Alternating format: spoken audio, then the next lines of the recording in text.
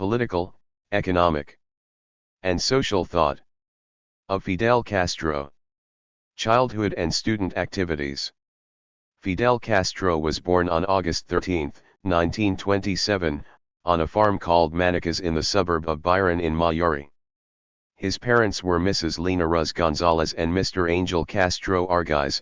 While still very young, he began his studies in the La Salle School of Santiago de Cuba. He later changed to the Dolores School, run by the Jesuits, in Santiago. In 1934 he arrived in Havana to continue his school ivy work at the Belen School where, as in the others, he was outstanding for his studiousness, his conduct, and his liking for sports. He was graduated from high school in 1945 and began studying at the University of Havana. He wanted to be a lawyer. While at the university, he fell in love with a co-ed from the School of Arts, Mirtha Diaz Ballard, whom he married on October 12, 1948. During his days as a university student he revealed his innate qualities. 3. Cubans make direct investments in the Caribbean countries. We Cubans keep dollars in the national bank. The possession of this paper money implies a loan by its possessor to North American economy.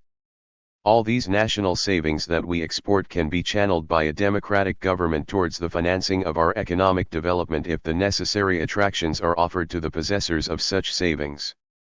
The Malthusian, and Batista as such, could do nothing to ferment this investment since it would go against the status quo of our relations with the United States and our economic structure.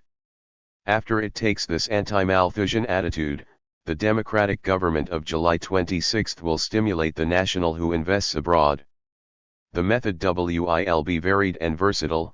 Either the government will risk the capital and hand it over to the investor, or it will pay for land and buildings, or it will concede tax exemption, or it will lend money, or pay subsidy. 141. Also it can protect capital by raising the customs duties on imported products or by using currency control as an instructive measure for national investments. As a subsidiary and coetaneous measure, an intelligent tax policy will discourage Cuban investments abroad. 9th, the doubtful necessity of foreign capital. The pessimist places Cuba as no man's land when he proposes foreign investment, especially North American, in Cuba. He tries to give guarantees to capital and has even tried to modify Cuban social legislation and open the doors to technological unemployment. School children 12 years old know the close relation that exists between economic independence and political independence. And in Cuba there are more than enough examples, past and present, of that fact. When a country like ours begins to make economic decisions in its own interest, it finds that it has many guests to share the national pie.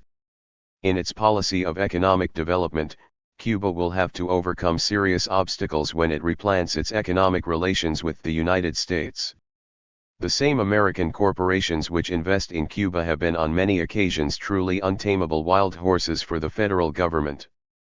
They evade taxes, they make a mockery of antitrust legislation, they create holding companies and pyramidal organizations, they exercise influence on Congress in order to prevent the federal government from building retaining dams, and they hold back labor legislation and the formation of workers' unions.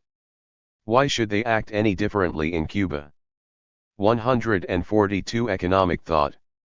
Foreign investment will be amortized in Cuba in 5 or 6 years. The absenteeism of the mother corporation causes her sons or affiliates to continue repeating their profits without these profits being reinvested in Cuba. This cuts the process of multiplication of investment. These shipments of dividends, real or fictitious, constitute a voluminous debit entry in our balance of trade. There are foreign investments in a country either because it has an open economy or because, as a result of a rational, premeditated act, it stimulates the importing of capital for determined industries. Cuba has to cease being a jungle to be developed. The investments we attract will be investments which are in the interest of the nation.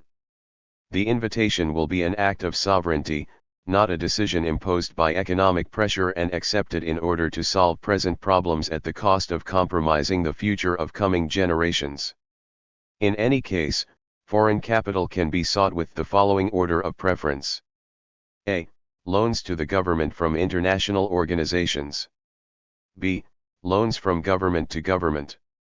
C. Foreign private capital in a direct loan to the government in order that the latter may invest it or facilitate it to enterprises. D.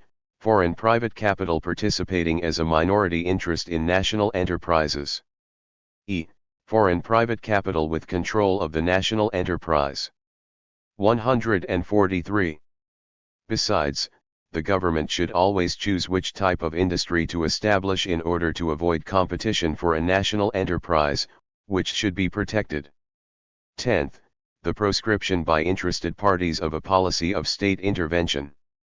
The Cuban Malthusian is an enemy of state action in private business. In arguing against state intervention, he says that it obstructs the system of free enterprise, that government workers are inefficient and venal, that British laborism has failed, and, finally, that an economic system driven by a motor of profit generates spontaneously wealth and prosperity. This position of the pessimist does not prevent his asking the state, on some occasions, to defend him against foreign competition by raising tariff duties, to build a road for him, to fix the streets around his factory, or to require a public utility, like that of electricity, to sell the kilowatts destined for industrial production at a lower price. The theme of state intervention has been the polemic point defining a whole politico-social philosophy, but the polemic has been reduced day by day to simple discussions in university classes. If the history of the Western nations from 1914 to the present is analyzed, the growing need that they have faced for a greater participation by the state in the finances and administration of private business will be observed. Human history of the past 2 centuries shows us that in distinct periods state intervention has been. 144 Economic thought. The system of the time, but, since the French Revolution in 1789, it has been thought that even though the economic system of that time had overcome the influence of the European feudal lords, it was necessary to establish principles of economic freedom which would permit capitalism to grow and become gigantic. As a result of the experiences of the world wars of 1914 and 1939, capitalism suffered profound changes and now marches under the sign of a growing state intervention. It has been proved that neither private industry nor the association of manufacturers has, nor can have, an overall view of the economy of the country. The economy of a nation is contemplated at the present time globally, the way a businessman sees his particular undertaking. Opposed to the microeconomy of business today is the macroeconomy of the nation. Political economy as a science has been converted into the science of social accountancy. Not everything is studied nor has it been foreseen, but the economist has revised economic theory and, taking advantage of the experience of the great industrial countries, he plans for Latin America a program aimed at its economic development and which will incorporate into our nations, which are 100 years behind the times in some aspects, the benefits of civilization. Cuba can have an efficient and honest government which by its actions will stimulate, protect, finance, combat or supply private business and make all of us more prosperous. That is the aim of the movement of July 26. 145. The Decalogue of Malthusianism defines the economic thought of Batista. Since he entered the government of the Republic treacherously, through a window / and not through the doors of democracy, the economic problem, in the midst of great uneasiness and political inconformity, have been aggravated. His regime of force opposing the nation demands a transactional, conservative action, a policy of surrender, in regard to the economic in order to avoid additional complication. Thus, the measures and calculated risks which any democratic government would face are forbidden to Batista. Any decision which might touch the present Cuban economic structure is avoided. He cannot request with a minimum of energy and intelligence any modification of our economic relations with the United States, and this puts us on the defensive, expecting, in the midst of lamentations like those of Bobdile, that every year our sugar quota will be reduced. His timidity reaches an extreme point when faced with the problem that he should develop an industry which will substitute one of imports or produce for export. In the face of unemployment, Batista makes the most unpatriotic compromises for the purpose of maintaining a relative, apparent, and transitory polity. This paragraph and the FOIO-7, fortunately, are no longer applicable. However, the general economic picture which they present is highly illustrative and educational. 146 Economic thought. Cal stability. He offers Cuba as no man's land for indiscriminate foreign investment. He promises secret to abolish social legislation and, in practice, the workers have seen how he has reduced their salaries by more than $500 million besides abolishing other conquests of labor and has converted the Ministry of Labor into as office for management, the Cuban Federation of Labor into a force to intervene in the unions and has made of it an agency for Batista. He maintains in a file the reform that will implant compensated discharge and awaits another opportunity to attack the Cubans' right to work. Batista exhausts the gold reserves, dollars, and international exchange, which the nation has saved as a result of an effort of 20 years, by making sizable public investments in buildings in order to provide transitory employment and an easy V/I for the military and political leaders to steal. He does not apply those national reserve funds to investments which would modify our economic structure, to industries which would substitute our imports, to industries which would produce for export, to industries of articles of consumption, new cultivations, etc. The public spending used lucratively by Batista in his political desperation is compromising the economic future of the nation. His motto appears to be "After me the deluge." Each pound of gold, each dollar or currency exchange that Batista uses from our reserves will be paid in cash with interest, sweat, and tears by the present generation and by those still to come. Malthusian, in fine, Batista directs the public compensatory spending towards raising pyramids. 147. In the desert. He gives transitory employment without touching the economic structure or modifying relations with the United States, without substituting imports or producing for export. Thus, he has constructed roads and buildings to no purpose, the typical policy of cement and robbery of dictatorships, and has financed private construction in an attempt to avoid, for the time being and for a short period, unemployment and a decline in Cuban economy. In public works, the momentary benefits have been diminished by the intensive use of machinery which has resulted in the employment of fewer Cubans, and by the illicit margins of credits in the amounts of millions of dollars which were conceded and distributed without public bidding and with the connivance of the audit board, eaten away by venality and lack of morality.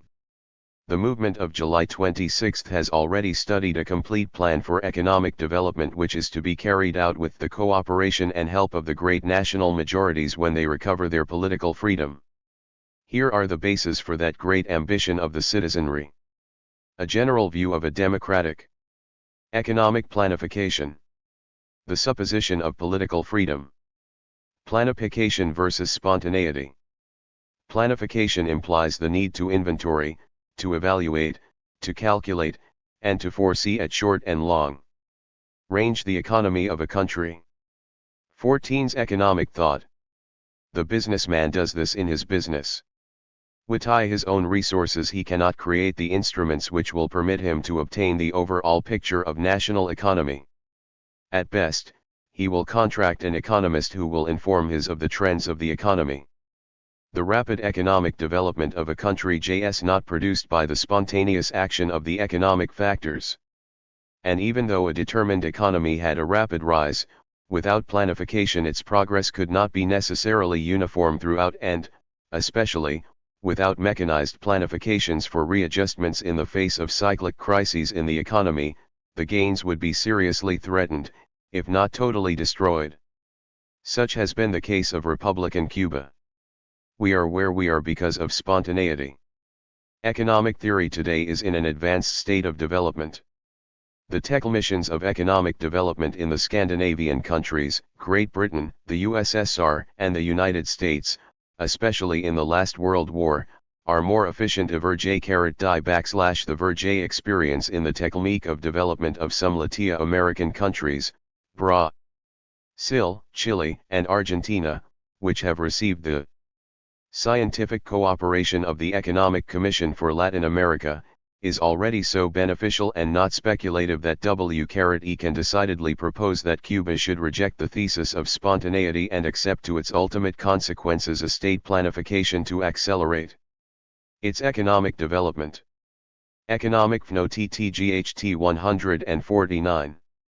Democratic Planification of the Government of July 26. That the state assumes the responsibility for the study and execution of a plan for economic development does not mean that it exercises dictatorial powers. Planification is compatible with individual liberties, and it is only through such planification that it is possible to make a world in which industrial liberty and economic security exist. The essence of a democratic planification is radicated in the participation of public opinion, with its diverse social groups, through the revolutionary organizations, civic institutions, worker and management unions, industry, political parties, congresses, etc., through an intensive mobilization of the citizens, through the discussion and execution of economic plans, and through the setting of immediate and ultimate goals. The democratic state, even though it fixes revolutionary objectives, can elaborate the necessary and suitable techniques of social action to enable it to fulfill its lofty ends without appealing to the use of violence against dissident groups. Social groups weakly are not in accord with the measure, usufructuaries of vested interests, and other minorities. The sugar industry. We Cubans declare that we are a monoproduct country. Nevertheless, that does not mean that a plan of economic development should diminish the present capacity of the sugar industry. 150 Economic thought. Cuban economy from the year 1924 to 1952 increased in many non-sugar sectors, and that fact made us relatively less dependent on sugar. But the truth of the matter is that Cuban economy grows, bogs down or decreases according to the ups and downs in the price of sugar. Therefore, the objective is clear and diaphanous for all, to diversify our national production. And in this respect, the sugar industry itself, although it may appear contradictory, should help. Cuba has shown that it is an efficient producer of sugar. Every year, the zafra represents an income of $500 million. Our sugar and molasses exports permit us to acquire the international exchange and dollars we need in order to pay for our imports of capital goods and consumer goods. Cuba should impede a drop in sugar production and procure an increase and attain in the coming years zafras of at least 5 million tons. We are in condition to go to the world market as efficient producers and offer under conditions of free competition better prices than the other producers. This will always be our best argument when the time comes to defend Cuban sales. Our expansion can be attained in bulk sugar and molasses as well as in the byproducts of cane which can be obtained economically by means of scientific research. The road, as we have already said, is filled with obstacles made up of producers protected by the United States as well as by the underdeveloped countries which now compete with Cuba, since in these kinds of countries the state tends to protect the national sugar industry which has an assured market of internal consumption, saves dollars for the country, and produces international exchange if the country manages to export. The sales of Cuban sugar also have another barrier. It appears definitely proved by the economists that in the nations of a high standard of living, like the United States for example, the consumption of sugar does not increase correlatively with the new high levels of income per inhabitant, that is, that it is not correct to expect that the more a North American earns more sugar he consumes. The reason for this is that sugar is an article of inelastic demand. To this we should add that among people like the Chinese, of a high consumption of sugar per person, the state in its plans for economic growth deliberately limits the imports of consumer goods, like sugar, and sacrifices, temporarily, the consumers. The example of the English nation in the post-war period is so recent that we all know it. Even more, it appears correct to suppose that of the great nuclei of population suffering from faulty nutrition in the Asiatic, African, and European countries, all of them potential sugar consumers, we should not expect in the next few years substantial purchases because of their enormous economic difficulties. In spite of those serious obstacles, the democratic government of July 26, by means of an intelligent 152 economic thought, energetic, and taxing policy, will promote sugar expansion and free the industry from the speculators and anti-national interests which guide it today. Objectives of a policy of economic development in Cuba. The democratic government should fix as the objectives of its policy for economic development in Cuba the following. 1.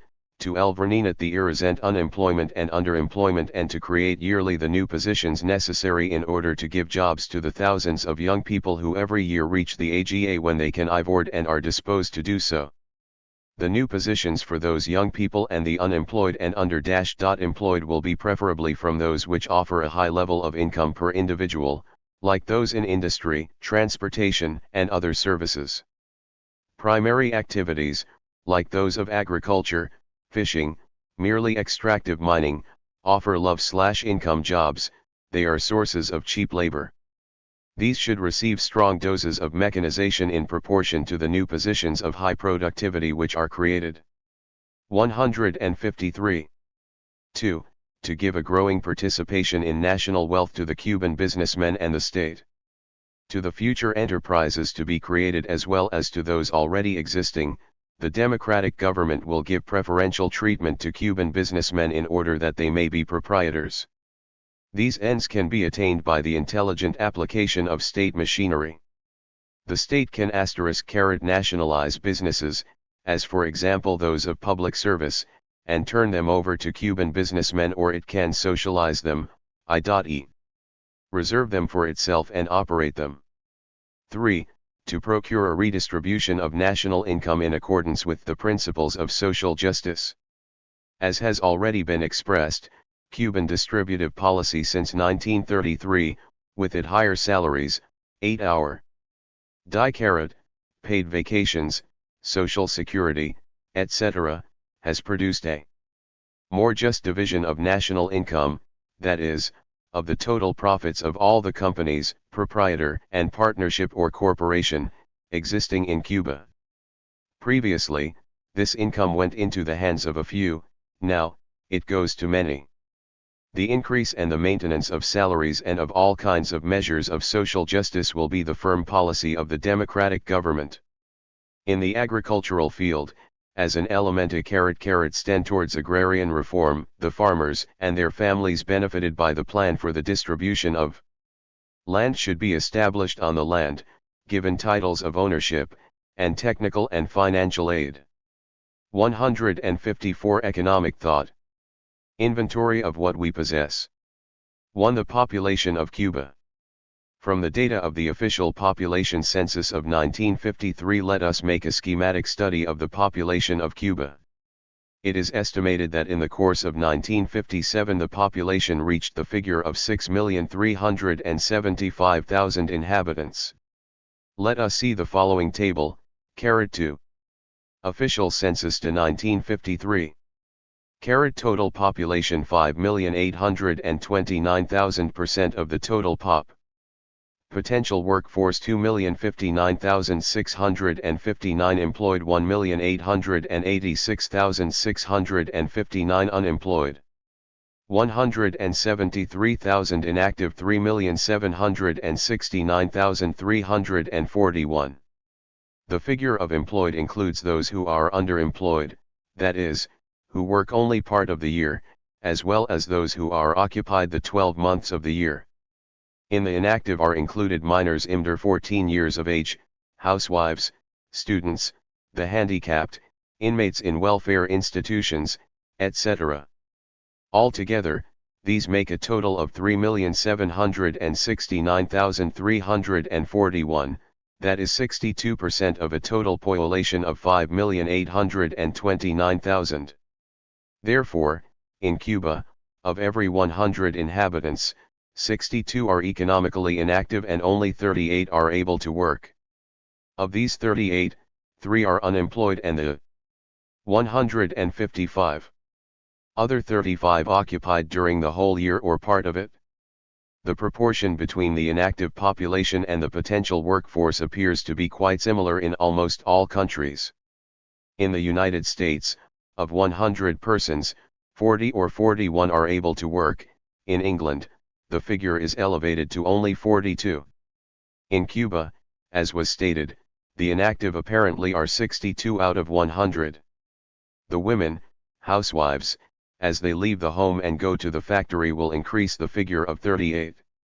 The unemployed are those more than 14 years of age who are able to work and cannot find a job. The official census shows a figure of 173,000 for Cuba in 1953. That figure represents 8% of 2,059,659, our potential workforce. The official unemployment figure is largely polemic, not only because, for political reasons, the census was made during the Zafra, the period of maximum employment in Cuban economy, but also because in Cuba many of those who are listed as occupied have a miserable income level and others work only some months of the year. The correct thing to do would be to speak of unoccupied, which includes the underemployed as well as the unemployed. From the same census, we can obtain the following data in round numbers. 156 LCOIAMELC TCOL gut. Underemployment in the census of 1953. Years percent men time. Occupation working not work. Work. Agricultural. 820,564,256,069%. Non-agricultural. 880,606,274,069%. Non-agricultural. 220,000,000,000,000,000,100%. Totals. 1,920,530,000. The Cubans who are occupied are found in three types of economic activities: the agricultural, the non-agricultural, as are the industries, and the non-agricultural, which includes services in general, that is, commerce, artisans, etc. To these effects, the people employed in industry are considered as occupied throughout the year, since the income from industrial salaries is superior to that from the other groups, for they generally earn more in a few months than do the agricultural workers and many of those employed in commerce in a whole year. If we add the man-years unworked in 1953, we shall obtain the figure of 530,000. Since in every economy there are normally periods in which v/ork must be forcibly left im donk, as in the rainy season, the recess after harvest time, stoppages, cleaning periods, etc., we can calculate as a figure for underemployment, that is, of man-years unworked in 1953, that of 330,000, if to this amount of underemployment we add the 170,000 totally unemployed, we can state that the grand total of unoccupied in Cuba is more than 500,000. There is still more to be added to the 500,000. Every year nearly 60,000 young people reach the age of 14 and are converted into potential producers. If from that figure we subtract the Cubans who die in a year, those who become incapacitated, those who retire, those who emigrate, etc., we have only nearly 40,000 young people who are able to work and who weigh on the previous figures and on the national economy. If we should try to calculate how new jobs can be created to place only that terrible pending debt of the nation of 500,000 unemployed, we would be permitted to make, in principle, the following distribution. Agricultural 155,000. Non-agricultural 233,000. Non-agricultural 112,000. Total 500,000. Together with these, the necessary positions should be created in order to employ the 40,000 young people who annually become potential producers. We have seen the composition of the Cuban population. Of its workers, we can state that they have the absolutely necessary requirements of vigor, alertness, and ambitio too in order to be incorporated immediately into a plan of economic development.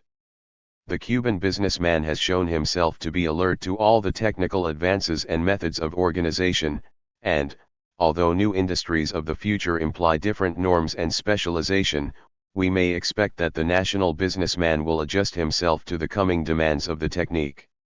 The technicians used in the economic development will be taken from the Cubans already prepared, like engineers and scientists from the national university or cities, as well as foreigners who will be contracted when it is to the interest of Cuba. The Cuban University student is morally obliged to direct his education along these patriotic lines. And to that end, we shall also direct the program of the educational planification of the revolutionary movement of July 26, whose thesis we have previously reproduced. To the capital to finance the economic development of Cuba. Since we have seen that Cuba should create new jobs in order to give employment to 500,000 unoccupied, and to 40,000 3-carat people who yearly come of an age to work, it is now time to calculate as to the investment, in millions of dollars, which would generate these new jobs. In order that the investment be efficient and produce the development and growth of Cuban economy, a distinction should be made between that invested for the primary increment and that for secondary expand 159. Zion. The annual investment for the primary increment would be that destined to the creation of *NE\V industries to substitute our imports or to produce for export. The annual investment which will produce the secondary expansion will be that destined for agriculture, services, and other activities of less productivity. The dollars per man to be invested can be calculated in Cuba at $8,000 per man occupied in the primary increment and at $2,800 in the secondary expansion. The figure of $8,000 comes from an average of large and small works. Many industries have an investment per man of $25,000 or more, others, much less. At any rate, under a plan of industrialization there will be work for those employed in factories as well as for car parks, traveling salesmen, etc., who do not require substantial figures of capitalization in order to work. The figure of $2,800 per man in seconds. Re-expansion is already explained if you recall that this money was destined for agriculture, commerce, and other branches of services, principally carried. The investment to give jobs to 40,000 young people would be the following. $8,000 $5,000 EA. $40 primary increment 32,000 $2,800.00 EA 88 secondary expansion. $40,000 $128. That is, that $128 million in annual investment would be necessary to place, year after year, 8,000. Economic THIRD. Young people in industry which would substitute our imports or produce for export, and 32,000 young people in agriculture, commerce, etc.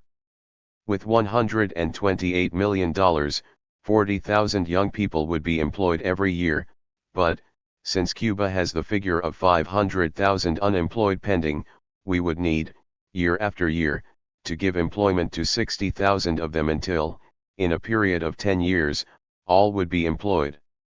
Perhaps, as a result of the expansion of the economy, this time could be reduced to 8, 7, or 6 years. Therefore, the annual investment to employ not 40,000 young people but 60,000 additional persons would raise the figure to $320 million. However, if we take into account the fact that in the Cuban economy there is idle capacity in industry, in transportation, and in other sectors, and that these sectors could enlarge their services without increasing their installations, the amount of the annual investment during the first 3 years would be less than $320 million. Even more, when it is observed that national social capital, that is, state building, streets, roads, is relatively satisfactory for the FIRST 3 years in which pains will be taken not to increase imports, especially consumer goods. Accepting these suppositions, we see that the $320 million would be reduced to $200 million annually to finance the economic development of Cuba. With that investment, the economic growth would have a rate of 7.5%, that is, that Cuban economy would grow and that each year it would be around 7.5% greater than the previous year. This rate of growth, 161, is not utopic because Latin American countries, like Brazil and Mexico, which are similar in their economic structure to Cuba, have attained it in the last quarter of a century. The figure $200 million is highly encouraging because economists have stated categorically that the Cuban economy generates annually a savings of more than $200 million, granted the present distribution of national income. With this internal saving we have the investment to finance economic development guaranteed, especially if the state makes intelligent decisions which stimulate national private investments in the sectors previously selected. The investment which comes from national savings can be supplemented by that derived from the use of the reserves of dollars and international exchange accumulated in the national bank, by foreign loans, and by private foreign investment. 3 other assets. Besides an idoneous population and investment capital, Cuba has natural resources and credit, monetary, and mercantile institutions already established. The creation of a Ministry of Economy, after the fashion of many other countries, is recommendable. The state would thus be endowed with a political authority aided by the technicians necessary for such transcendental labor. 162 Mike thought. The necessity of a program of economic development. The democratic government of the movement July 26 should begin immediately to prepare a program for economic development which would have as its immediate working time the period of 10 years. Previously it would be necessary to invest a year or 2 in making the preliminary studies and preparations. In this work, Cuba would receive, the cooperation of the specialized international organizations which, in collaboration W4TH native technicians, could be entrusted VDTH making a serious study of Cuba. The report on CAHA, made by the Truslow mission of the International Reconstruction and Finance Bank, was deficient and contained omissions since it carried no analysis worth noticing of the sugar industry. There will be the need of preparing a list of the new industries to be established, of observing our imports and of what other countries an economic structure similar to Cubans have been able to produce industrially both for the national market and for export. The revision of mining legislation, among other tilings, must be done in a hurry in order to free it from fruitless speculation and abstention of a legalistic type and to place the underground resources of Cuba at the service of national interests. Geological investigations will tell us what our potentialities are. The present lands of mineral reserves should be converted into raw material for our own open hearth ovens and mineral refining plants. 163. It is also absolutely necessary to replant on new bases the foreign trade policy of the Republic by means of the study and holding of commercial agreements with other countries that favor the development or national economy. In the same way, preferential attention is to be dedicated to the regulating and rationalizing of the country's transportation system so that on a national plane we can tend towards a more balanced growth in the different zones, and on an international plane we can foment the creation of a merchant marine which will carry a high percentage of the 5 million tons of sugar which we export every year and a good part of our import trade. Besides, an economic study of all the sources of energy known at present should be made in order to formulate the corresponding plans for taking advantage of these sources for the purpose of accelerating the country's industrialization and the modernization of its agriculture.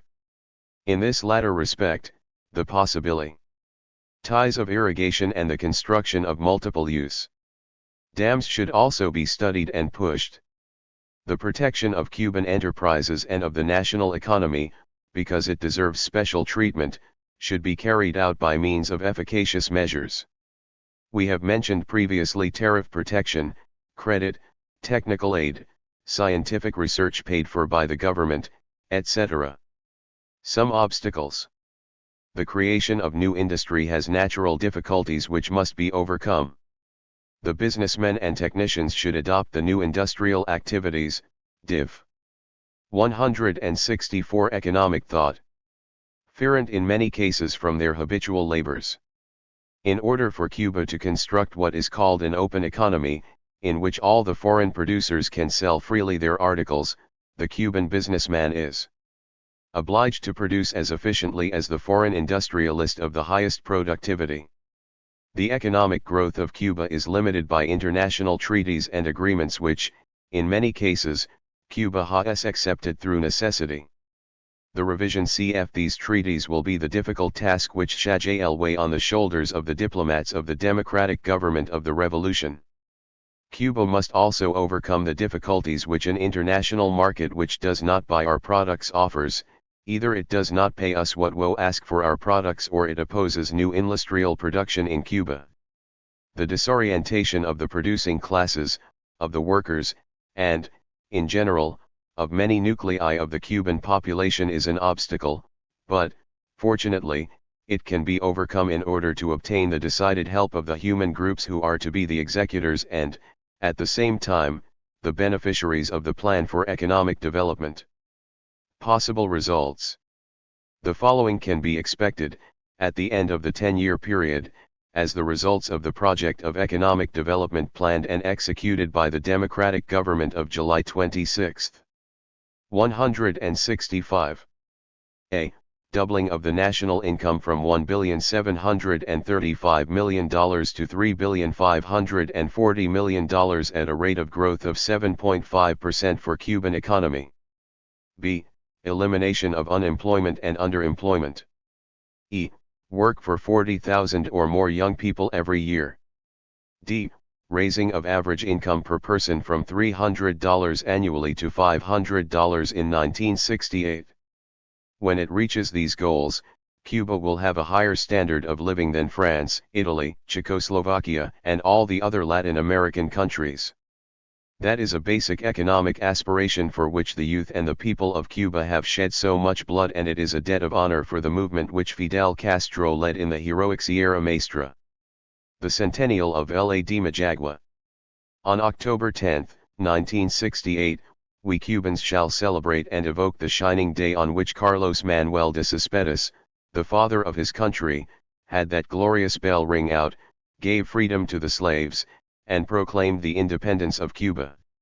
Our greatest offer to the memory of the founders of our country on that day of October 10, 1968, will be the benefits of the project of economic development which we Cubans will have obtained by our work, our intelligence, and our cooperation, and which we 166 Economic thought can offer to the world as the fruit of a nation in which her sons can enjoy liberty, economic security, ani spiritual welfare.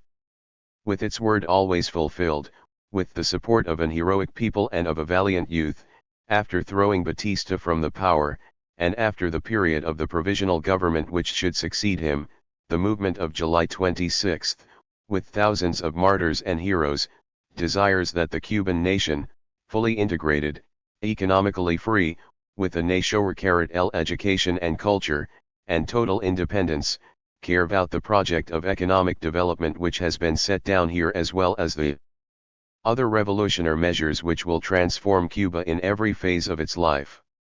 Only when we have kept this promise can we look our great dead, our founders, our fallen comrades in the face, and return the gaze of a people that knew how to find their destiny, because this is indeed their revolution. Social thought. There are already several speeches, all of them extensive, which Dr. Fidel Castro delivered in Havana as well as in other cities of the Republic after the triumph of the revolution as its leader and as the undisputed and undisputable leader of the movement of July 26. Generally speaking, the speeches of Fidel Castro allude to and affect an endless number of national questions. These can be classified only with difficulty, since the political intertwines with the economic, and this latter with the theme which is eminently social in its characteristic. His vivid imagination, his own feelings.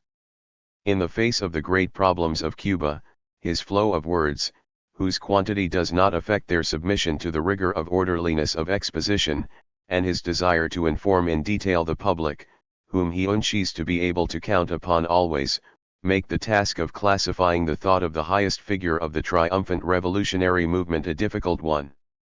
Nevertheless, it is our aim to select his objectives and postulates in social questions, in relation to what is included in labor law and without prejudice to the fact that these questions have a very direct connection with the life of our national economy.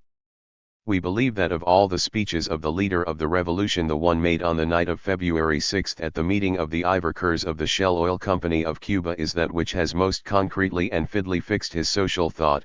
The ideas contained in that speech can well be interpreted as a basis for guidance and as an essential part of a policy which is so important to Cuba and to the revolution. Here, then, is the social thought of Fidel Castro which he expressed in the speech we alluded to. We are going to reproduce it, deleting only those parts which have no direct relation to the theme.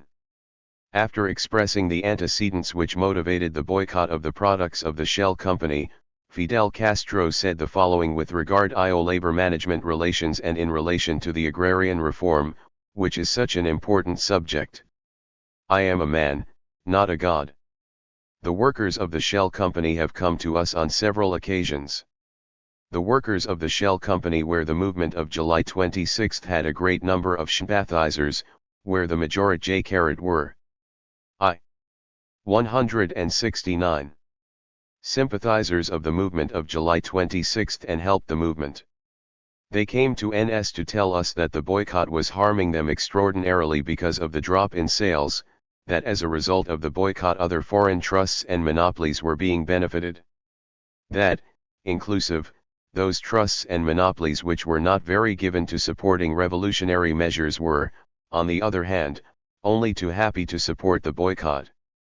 They told us that there were 4,500 workers depending on the salary they received from this company, that if, as a result of the people's boycott, the decline in the sale of its products was continued, they would be out of work. Not once, but many times they came to me to request my aid. They did not come in the form of a mob, they did not declare a hunger strike, they did not create a social problem. They did not try to place obstacles before the evolutionary government. They did not abuse the liberty which we have won at the cost of so much sacrifice. Time and again they came to me, patiently, in spite of the difficulties which this meant for them because of the fact that an enormous amount of people try to see me every day, some for serious problems like this, others, in many cases, for reasons of disinterested affection, and others for a foolish reason or without thinking. People forget the enormous amount of work and the number of problems and worries that weigh on each one of us. The workers of Shell understood that as not to blame for every problem that existed in the country.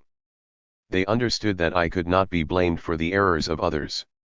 They understood that I am a man. 170 Social thought. And not a god, that I could not be everywhere, that I could not be responsible for each and every activity of the rest, and that as a revolutionary what I have always tried to do, today, yesterday, and tomorrow, is to perform my duty, to do everything which is manly possible. To dedicate every hour of the day, if necessary, to the task of putting our country on the road to happiness. That I have not sat with folded hands for even one day. That I have never gone to a nightclub to enjoy myself. That on many occasions the dawn has surprised me attending the people who have come to see me, trying to solve their problems in a noble manner. These people come to me because they want me to solve each and every one of the problems that arise in any part of the country. I shall thank them to take this into account, for it appearing that many forget it, as though they were determined to show that we are not worthy of the freedom we won. It appears as though many were determined to destroy this work which apparently promises so much for our country. It pains us that because of impatience, they plant questions which compromise the triumph of the revolution. Real J%, if they were to ask me which feeling most moves me, I would say that it is a feeling of a personal type, not with respect to the future of our country, because I know that in spite of all the bitterness and all the obstacles this work will go forward. What hurts is the fact that a country which has just recently emerged. 171. From 7 years of tyranny, that a country which has seen its destiny frustrated so many times, that a country which today has the most extraordinary opportunity which any nation of America has had, should see itself threatened by so many factors of disintegration, of irresponsibility, and of disorder. At times one asks oneself if there are any Cubans left who understand the moment in which we live. If there are any Cubans left who do not understand the responsibility which weighs on each and every OAE of us, if there are any Cubans who do not understand that the failure of the revolution will be the failure of all, who do not understand that in a revolutionary process as deep as is this one that there is no middle road, who do not understand that a revolutionary process like this one reaches its goal or the country sinks in an abyss, who do not understand that we advance 100 years or we go back 100, that a relapse would be the worst fate, the most unworthy that could happen to a country like this. I ask myself whether or not they realize the damage they are doing to the country. Whether or not they realize that after the blood that has flowed and after the enormous damage done to the country by the criminals who have robbed it, there can be no middle road between the past and the present. There is no possible middle way between the triumph of the failure of the revolution. 372 Social thought. Our revolution does not rest on armed force, but rather on public opinion. We never thought of our action as resting on armed force. My permanent preoccupation, my constant preoccupation, my only preoccupation is public opinion, because for men who trust in the people, for men who have an elevated faith in the people, for men who have a high concept of the dignity of man, public is the most decisive and powerful factor of the revolution. We have said that this revolution is different from all the other revolutions of the world, among other things because it is the first revolution, the only revolution in the world, which, in the fullest sense of the word as the profound change of the system under which we live, has had the support of 95% of the people. Other revolutions in the history of the world, not coups d'état, nor revolts, have been the work of minor circumstances and progress which imposed their revolutionary lines with the aid of force.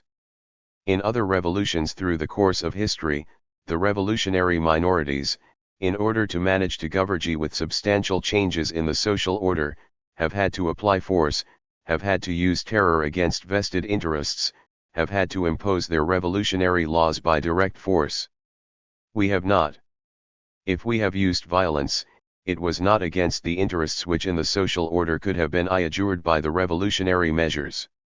If we have used force, it was against those who seized the power. It 173 has been against the criminals of war because it was absolutely necessary to apply it, that is, in punishment for deeds committed in the past, and for those deeds of the past, the severe penalty of the law is being applied to those who barbarously violated the most sacred of human rights. But since the first day of January, our revolutionary policy, our revolutionary measures in opposition to the tyranny, was to lay aside our arms, to store the tanks we seized from the enemy, to put away our rifles and use the great weapon, the only legitimate weapon, public opinion, the will of the majority of the country, because what we do here each day is interpret the sentiments of the majority of the country. What are our procedures? Absolute respect for liberty, absolute respect for human rights, absolute respect for the human being. Regardless of how revolutionary the laws we propose to enact may be, they will be enacted without violating one single right, without suppressing even one public liberty, without beating anyone, and without even insulting anyone. The reasons for the suspension of the right of habeas corpus. This is a profound revolution which has been brought along like no other revolution in the world, with an absolute respect for human rights. It is true that at this time there are certain articles of the Constitution which cannot be fulfilled since there are no ordiners/courts because they are being reorganized, for it is not possible to release criminals of war so that they may escape, because the people demand not only that these criminals of war be punished, but also that they be punished rapidly. There are some laws of procedure, like that of habeas corpus, which have had one be suspended for a determined period of time, and there have been some cases which have no solution. For example, we have been presented with the case of a soldier accused of being an informer for Martin Porres, who had in his house 100 pornographic movies, and against whom there exists a series of very grave accusations. His lawyers, because of their obligation as professionals, or, perhaps, because they believed high and innocent, presented a writ of habeas corpus, and one of the courts which are being organized acceded to the writ of habeas corpus. For this reason, the government saw itself obliged to put that person at liberty because of a judicial order. My criterion at that time was that it should be done because it was an order of the court, and we were not going to discredit ourselves by not obeying an order. Even though it were unjust, even though it were negative, even though it were immoral, we should have to obey it because the rebel army could not discredit itself. If, for example, a judge should order Sosa Blanco released, I would release him. Afterwards, IW asked that judge be shot. With this, I wish to tell you that circumstances such as these and different and contradictory problems can present themselves to the members of a revolutionary government. What the government should do under these circumstances and in the face of the infinite number of problems which can arise is suspend the right of habeas corpus for a determined period of time. Does this mean that the citizen is being deprived of 175. His guarantees? What citizen feels unsafe in this country? Not one. If the government saw itself in the need of suspending this right, it was not in order to combat the politicians. Was it in order to combat some political sector? No. It was exclusively to prevent the criminals of war from escaping or revolutionary justice from being thwarted by legal tricks, but never to deprive the citizens of any right. The task of governing is not easy. We shall try to govern honestly. The task of governing is not easy. If we were placing our relatives in public jobs, if we were enjoying the benefits and prizes of power, if we were putting a penny in our pocket, if we were doing anything which was not in accordance with the strict and high opinion of the people, if the profoundest desire to keep our ord given to the nation, from which we have never asked for any reward for the sacrifices we make and which we serve with absolute disinterest. If we should act as the majority of the leaders have acted during the time they guided the destinies of Cuba, if we were those demagogues, those brazen, cynical men, if we belonged to that race of men, perhaps for us this obligation would be less bitter, because an honest man, one with a sense of has feelings, has a sense of dignity and honor. The shameless, mercenary, traitorous man feels no anger at the criticisms which are made, he does not feel sad about what people say, he does not know rat bitterness. 176 Social thought is because one who has no shame or dignity never becomes bitter about anything in the world. There are many who apparently have not distinguished between one and the other class of men.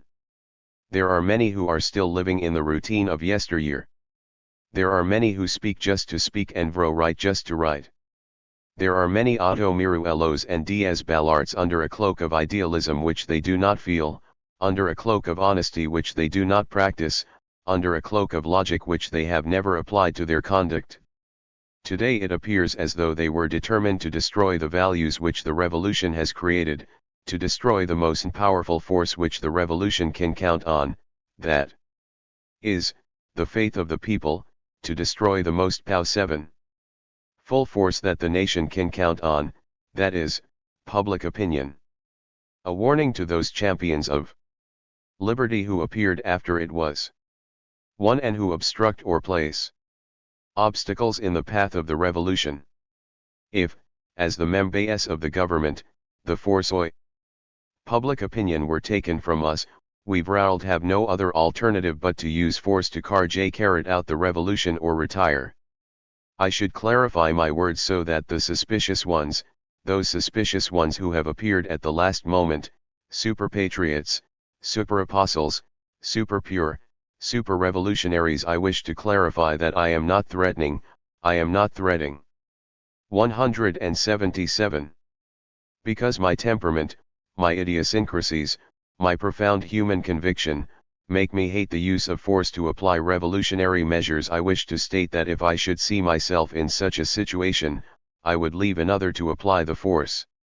If the job that we wish to do, a clean and pure job, if the work that we wish to carry forward in the midst of so many enemies and so many obstacles, if the task that we wish to fulfill democratically, with the support of the majority of the nation, we cannot do, if I am wrong in my political concept and wrong for having believed that a nation can advance with all its liberty, if I have been wrong with respect to the civic maturity of the Cuban people, and the intriguers, the hypocrites, the Judas Iscariots, and the false apostles can do more, if those men can deceive and confuse the people. If those men can cast a doubt on the integrity of any one of us, if those men who slept peacefully all the nights and every night during the 7 years of tyranny, if those men who were never in a cell block or in a police station, if those men who never had the enmity of the Pilar Garcias, of the Chavianos, of the Venturas, of the Batistas, if those convenient champions of liberty who appeared after it was won can influence the mind of the people more than can the men who sacrificed themselves, more than can the men who know what solitary confinement is and what years in jail are, if some day they can influence more the mind of the people than those who, why speak of merits when there are so many men without them, who do no more than write their articles and he at the me time about their service to the country. 178 Social thought. If those men, in a word, can influence the mind of the people more than we can, if while we climb the Sierra again to visit the men who helped us, to visit the noble farmers, for there is nobility there, I feel better, much better, among those men who breathe a different, healthier, purer atmosphere. They are men of faith in their country, and those surroundings are much more edificatory for us than is atmosphere which men whom Marty called 7-month men because they had no faith in their country have created or try to create in our capital. Apparently, what those who have no faith try to do is to kill the faith of the people. I said that if those men should some day wane more in the opinion of the public than we do, and if they should attain this because while we work they scheme and hatch their plots, if the Otto Miruelos and the Diaz Balarts, today disguised as Democrats but are trying to do the same damage to the revolution now as they did during the tyranny, for they defended the tyranny against the revolution and now they begin to combat the revolution as though they desired the return of the tyranny, if they should manage to take AV/I from the revolution the support of the majority which it now enjoys in the public opinio **, then the people cannot count on me. I do not satisfy any desire by exhibiting a position in the government. For me this is a sacrifice and the only sacrifice that 179. I would never make, the only sacrifice that is diametrically opposed to my idiosyncrasy, to my feelings, is that of having to use force to carry out the revolution. We have the heritage of 50 years of bad government. The tyranny was the result of a social problem. I say this because if today we have 95% of the public opinion and we should have 48%, although it is possible that no democratic government, or very few, has ever had 48% of the people, from that moment we would be in the government, we would be governing in the name of a minority 3 and that is something I do not understand, how anyone in this country can win by weakening the revolution. The revolution has begun, but it has many problems ahead. We have the heritage of all the problems which 50 years of bad government have left us. If Cuba from its beginnings had been able to count on good governments, there would not be one unemployed in our country, there would not be one hut, there would not be one illiterate, there would not be one needy person in this country. It would be, perhaps, one of the nations of the world with the highest standard of living. There would not have existed tyranny, there would not be so many compatriots dead, there would not be so many mothers dressed in black because the tyranny was not mere chance, the tyranny was the result of a social problem. In a country where there are 500,000 or 1,000,000 unemployed, it was not difficult to recruit men who for $30 would combat the revolution. In a country where there are 500,000 or 1,000,000 unemployed, it was not difficult to find thousands and thousands of compatriots capable of selling their fellow countrymen for 12 pieces of silver, like Judas. Gentlemen, the tyranny had its cause, it had its roots in evils of a social nature. When he can earn $200 with the sweat of his brow, no citizen will sell himself to inform on another. It is true that there are always criminals, it is true that there are always traitors who are capable of selling their own brother for nothing, but no little gang can stay in power in this fashion. We must seek the cause of the dictatorship in reasons of a social nature. It is the result of 50 years of bad government, and it is the result of 50 years of errors, mistakes, and venality. The great problem of unemployment is one of the first that the triumphant revolution must solve. The problems that have been accumulated are many. The ballast they have left us is very heavy. How can people ask us to solve all the problems of Cuba in 5 weeks? If we have said so many times that we are new in the government, that no one here was born a minister or a public servant, how can we be asked to act with perfection, to solve all the problems in a marvelous manner? Yes, we have great obstacles which have been left behind for us. If we have many difficulties to over 181. Come, and if we have already put an end to a great deal of immorality, why do people put more stones in our path? Why do they create more difficulties for NSL? Is it that they want the revolution to fail? There are many problems here about which everybody speaks, but the truth is that there are very few here who are disposed to take the bull by the horns. Here everybody speaks of unemployment. Here W-E must take measures to put an end to unemployment, but no one says how. Here everybody says that W3 must develop industry, that we must industrialize the country, but no one says how. With public works? With public works, can we give a job to 1,000,000 unemployed? And where are we going to find the money for so many undertakings which will give jobs to the unemployed? Everyone knows that the W-worst problem that the country suffers is unemployment. It is a fact that there are hundreds of thousands of men able to work who cannot find jobs, that here men have to humiliate themselves to obtain a job, they have to beg for one, that here the women have to humiliate themselves and, inclusive, on certain occasions, prostitute themselves to obtain a job. Everyone knows the tragedy confronting the woman and the Negro. We find that they are two sectors discriminated against. For example, people speak of racial discrimination, which is the truth. But they do not speak of the discrimination of sexes, of the number of women whom some try to exploit, of those many do not look upon as human beings who are equal with men. 182 Social Tnora HT. The value of women in society. On a certain occasion when we decided to organize the battalions of women combatants, I explained the reasons of a social nature for doing so. I encountered great difficulty in the prejudice of many men, and I had to explain to them how one of the sectors most discriminated against was the women, how some of seeing how for many men a woman was something inferior, for they would say, I have a shotgun, how can I have a woman with an M1?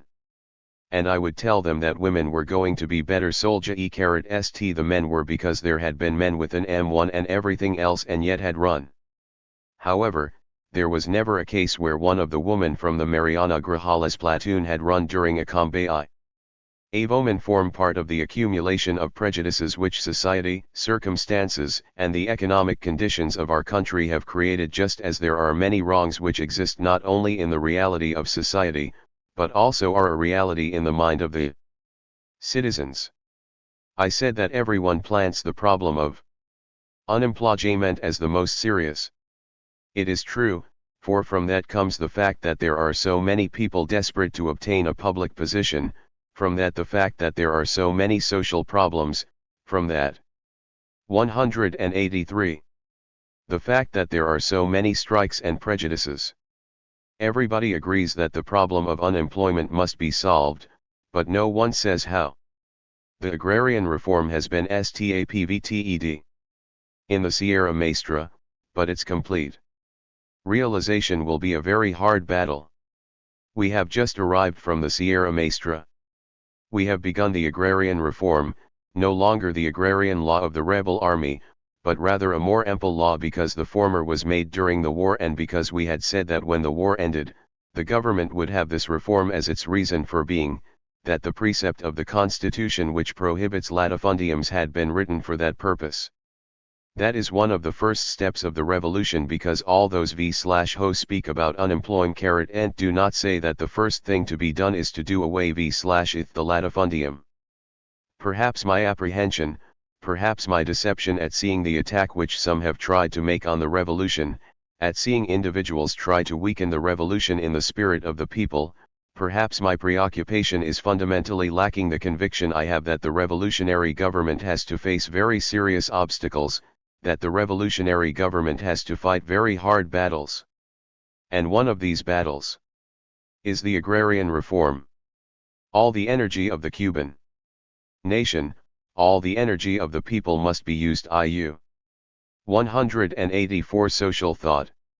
This battle, the veiled attacks which are being made, the intrigues which are being wrought, are so many stones that are put in our path in the moment when we need most to maintain the faith and the unity of the people.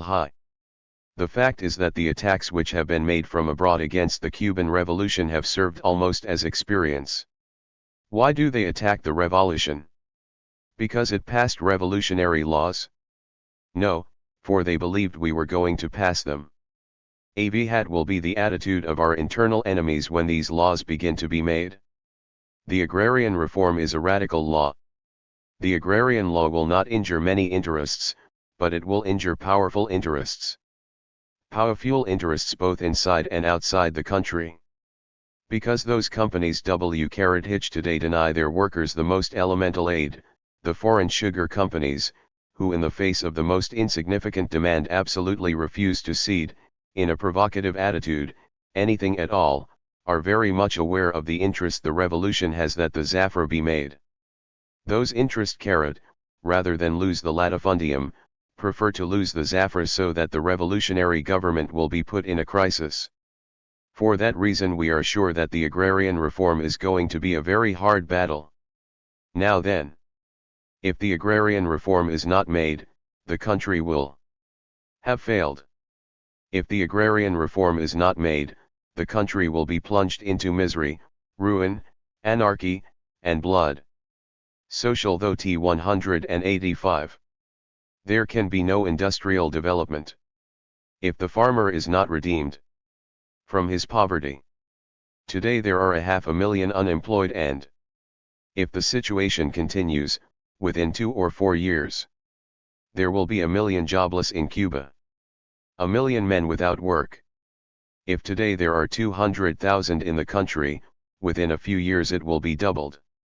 The problems will be aggravated, and, if the revolution is not capable of solving them, it will be a failure.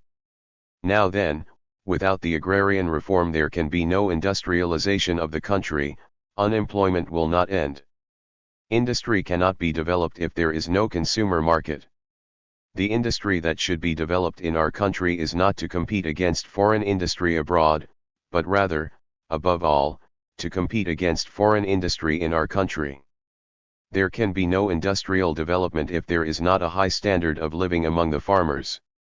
If the farmer has no income, if the farmer cannot buy, there can be no industrial development. There can be no industries if there is no one who can buy. There can be no industry if there is no one who can buy the products of the industry. And without agrarian reform in Cuba, so long as the farmer is a pariah, so long as the farmer does not earn more $100, $150 or $200 a year, and the day he collects he owes it all because he has 186 Social thought. Been living on credit, there can be no industrial development. The agrarian reform must be made in order to raise the standard of living of the farmer, because it is precisely in the country that the raw material is. **Odust. Articles for food consumption are produced for the city, and the city produces its industrial articles for the country, but if there is no one to buy, there can be no industry. This must be repeated 1,001 times.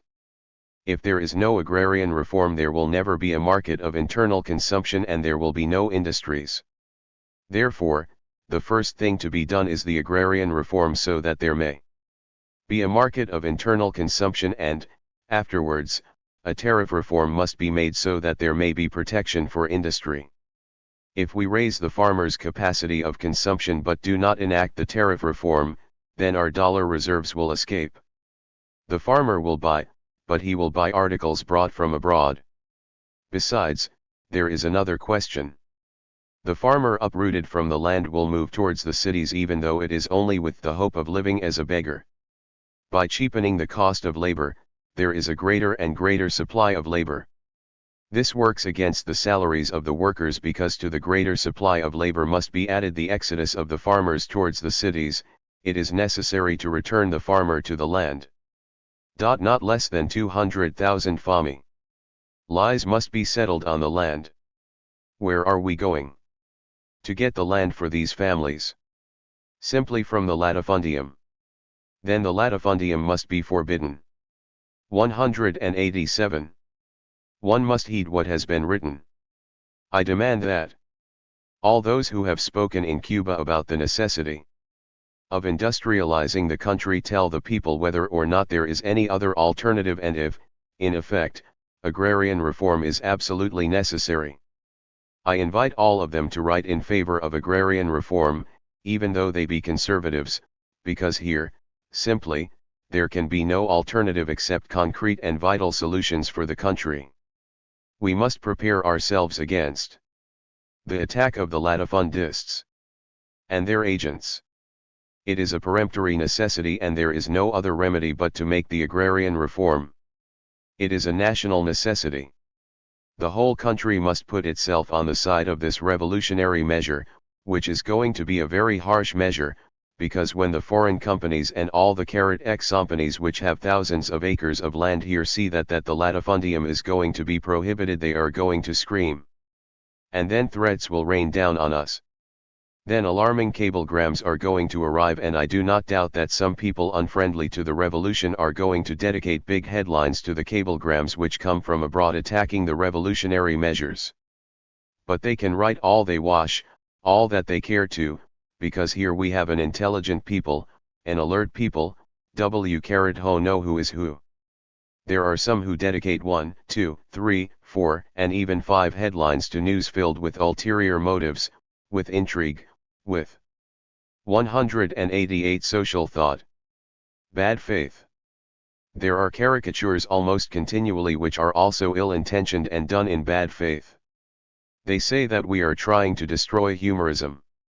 O Lord, deliver us from trying to destroy humorism. But I do not believe that our artists are so little revolutionary that the only they know how to amuse the people is by harming the people, that the only way they have of amusing the people is by harming the revolution, by sowing intrigue and envy against the revolution. If there are bumines in the ministries, report them. I have not recommended anyone for any position. I wish to take advantage of this occasion, since this act is being televised, to speak of other subjects which interest not only the workers of the Shell Oil Company, but also the entire country. The case is very clear. For example, one of the criticisms which are being made of the revolutionary government deals with the naming of government officials. In the first place, I want the people to consider the very special circumstances of my particular case. I am not the government. Everyone knows that I have not tried to mix in the problems of the government. Everyone knows of the disinterest with which I have fought in this revolution. One knows that I have not aspired to any kind of position. Everyone should know, besides, that positions do not interest me in the least, because a position for me is a sacrifice, never a business, never a vanity.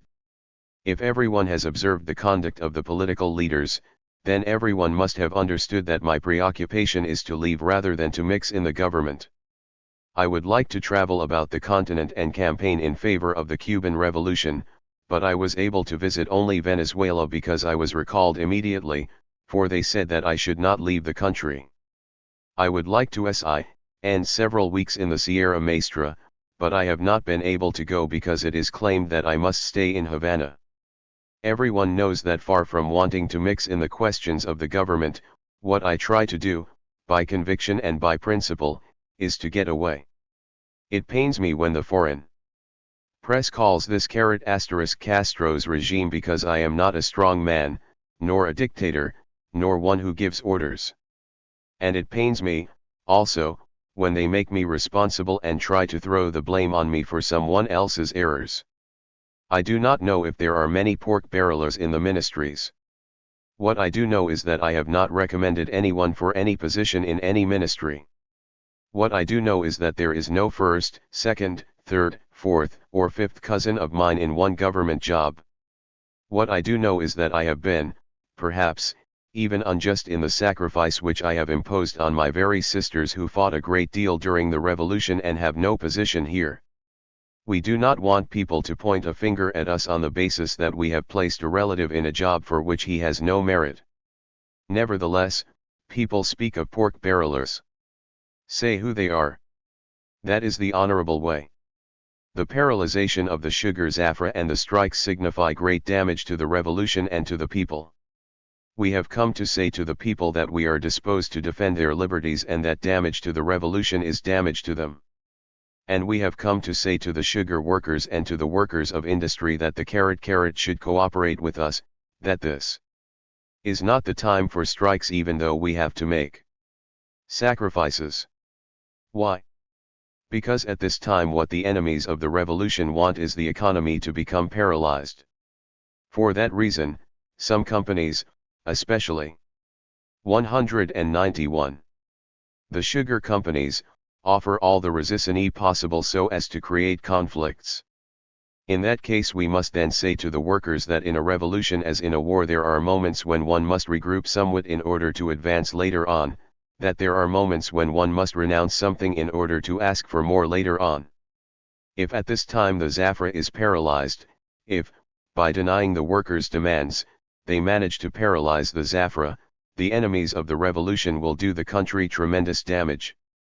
Imagine what it would be if the government had no money with which to pay the public school teachers, or the government employees, or buy the food of the rebel army. Horrible conflicts would arise and those that continue attacking the revolution, instead of one headline, would dedicate it 10 and instead of 1-inch headlines they would use 10-inch headlines to attack us. But we would permit them to do so because here there is absolute liberty, and some abuse that liberty. They do not know how to use that right and they create an infinite number of conflicts. They forget that it should not be the problems of a little group, but rather of the collectivity, of the whole nation, which should be solved first. Especially when the difficulties and the problems are of an economic nature. Imagine, then, if we cannot gather the Zafra, how our enemies will brutally attack the revolution and us.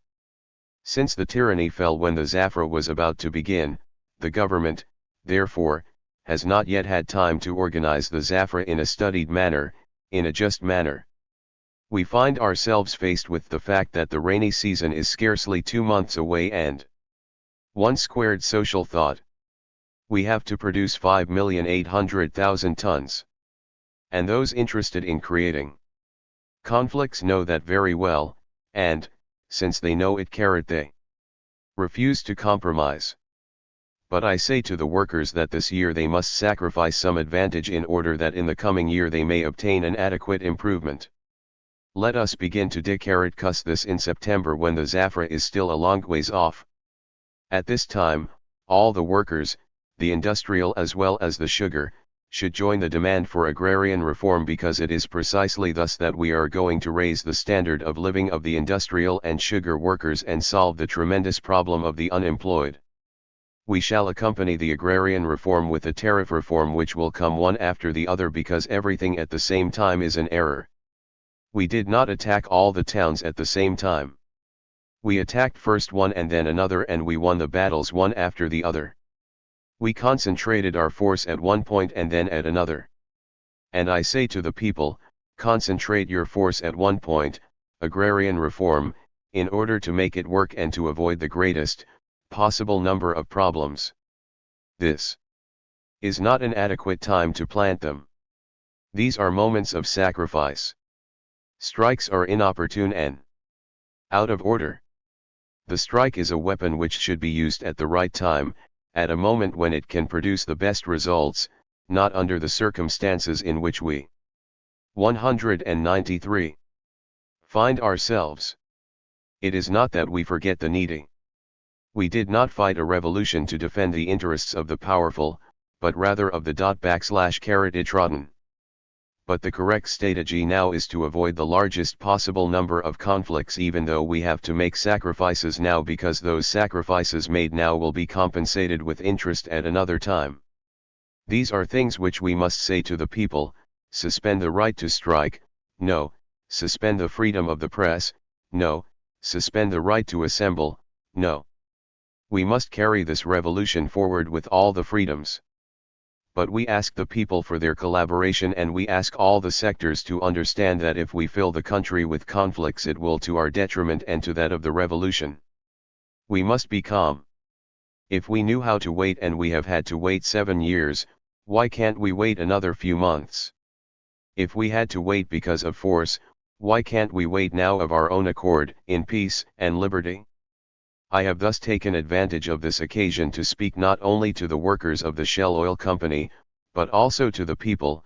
I took as an example the case of the workers who had patiently planted their problem many times, and with whom I discussed the matter when they explained to me that they were at the point of losing their jobs and, besides, were earning low salaries. Undoubtedly we were presented with a difficult problem, the problem that on one side there was a revolutionary law, and on the other the fact that the president of that company had been the promoter of the sale of arms to the dictatorship. Then, too, there was the problem of the 4,500 workers who in the immense majority had helped the revolution. 1R480 CIAL. Though on one side we had the attitude of the president of the company, on the other, the conduct of the government and the English people. We have to conduct the county along the road which will permit us to overcome our great difficulties, but always to overcome them without sacrificing an atom of honor, for that is the line we must follow in the international field. Our complete sovereignty, our absolute sovereignty, and our complete auto-determination. This does not mean that we are going to turn our back irresponsibly on the problem as has been done before. Our policy is to be one of friendliness with all the peoples of the world, and our policy will be one of selling to all the peoples of the world. We shall sell to those who wish to buy from us. By that I mean that we have to face the subject in a realistic concept and take into account our problems. This is not the first time. Many times conflicts between the ideal and the real have been presented. Ingenieros used to say that there were two kinds of idealists, the romantic idealist and the realistic idealist. Gambling in the casinos, the transformation of the lottery bureau, and the interests of the people. I am going to speak to you about gambling in the luxurious casinos. I should tell you beforehand that I am convinced that gambling exploits the people, it exploits the worker, and as such we cannot permit it. We are going to regulate it in such a way. 195. That this will not occur. We cannot permit anyone to come here to exploit the poor. We are going to change, likewise, the lottery. We are already changing it completely. The money will be returned with interest to the individual who buys tickets, even though he does not wish to save. Instead of exploiting him, we shall do him a favor. He will be converted into a money saver. With regard to the casinos, the following problem was presented us: who does not wish to end gambling in the casinos? We should like to end it, and, God willing, some day we shall. It is said that if we begin here, we shall finish there. Yet, we must try to solve the problem. Everyone talks, but some forget that there are nearly 1 million unemployed here. That hundreds of men work in the gambling centers, in the cabarets, in the casinos, in the hotels. Now all these men say that they are going to be left without work. Thousands of workers, filled with anguish, plant their problem. I have come to the conclusion that our present economic condition does not permit us the luxury of suspending gambling in the casinos. I said, all right, we shall not give ourselves that luxury. We are not going to have 10,000 workers making a manifestation in the streets because they are hungry. Subsidy. Where are we going to obtain the money? It would be very nice to say that the interest does not matter, but if we said that everybody here would be ruined. Likewise, we could say morally that we were not going to pay what Batista had borrowed. I am sure that if that were said, many of those who are criticizing us now would fly into pieces. But since it treats of the food of thousands of workers in the hotels, of thousands of men who work, and our money must now be dedicated. 196 Social thought. To building homes for fanners, to completing other tasks, no other formula is possible. The worker is contrary to a policy of subsidy, except in case of absolute necessity, when there is no other remedy. The laboyer want to earn his sustenance by working and opposes our giving him a subsidy. How many are we going to subsidize? All the employees of the casinos, all the musicians, all the hotel workers? The list of those to receive a subsidy would be endless. In conclusion, I think that I consider myself as pure as the most Puritan, as moral as the most moral, as opposed to gambling as is the purest of this country, but, occasionally, circumstances rule. I have never entered one of those dives. I hate them. No one is going to think that thousands of workers are as desperate as, at a meeting 20 days ago, they were. It is very nice to solve theoretically those problems with a full stomach. It is very nice to observe those problems from an office. Let those who oppose gambling go and talk with the workers who are hungry, and if they can convince them, wonderful. But, do not subsidize them, because the money which we have, gentlemen, must be invested in undertakings which are necessary for the country. Because if you do, we are going to have to subsidize everybody, and we will not have enough to give each of them 80 cents. Gentlemen, there are many things to do. And that is the problem we have been presented with, a conflict between idealism and realism. We are going to end the gambling that is prejudicial to the worker, that is prejudicial to the economy of the people. We cannot, at this time, prohibit the casinos also, because we would then create a very serious social problem. The problem of gambling can be solved later. 197. Reference has been made to bullfighting, that this could be offered as a tourist attraction. But this cannot be, because Cuban idiosyncrasy will not permit it. Our baseball is very bad. Other types of tourist attractions would be very fine, but they cannot be produced in 24 hours. It will take a year, or 2, or 3. The beaches have to be beautified and roads have to be built in the Sierra Maestra. That would attract a large number of tourists.